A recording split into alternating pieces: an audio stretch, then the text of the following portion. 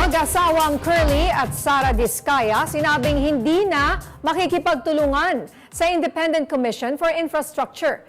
Matapos malamang hindi na sila ikinukonsidera umano bilang state witness. Yan ang umaarangkadang balita ni PRTV News Correspondent JM Pineda.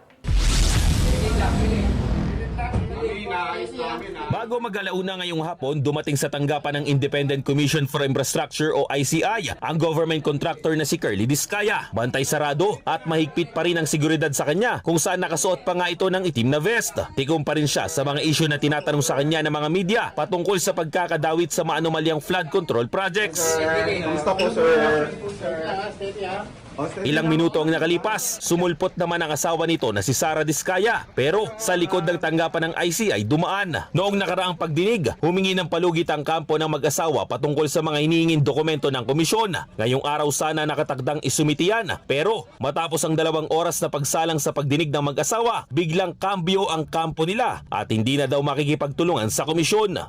Basically, they explained that they were thinking that when they cooperate before the ICI, they will be getting a favorable recommendation from the Commission as state witness. Nakarating kasi sa kampo nila ang panayam ni ICI Commissioner Relio Babe Singson na sinasabing wala umano siyang nakikita na pwedeng mairekomenda na maging state witness sa gumugulong na investigasyon sa mga maanomalyang proyekto kontra baha. Sabi ng ICI, sariling komento lamang ito ni Singson at hindi desisyon ng buong komisyon. Wala naman ding epekto sa investigasyon ang hindi pakikipagtulungan ng kampo ng Diskaya. I believe that we are still continuing with our investigation. Tuloy-tuloy pa rin. Kung ano man ang mga sabi nila, kung ano man ang mga nasabi ng mga ibang testigo, will be sufficient enough, no, for us to continue our investigation, build our cases, and find the necessary recommendations sa Ombudsman.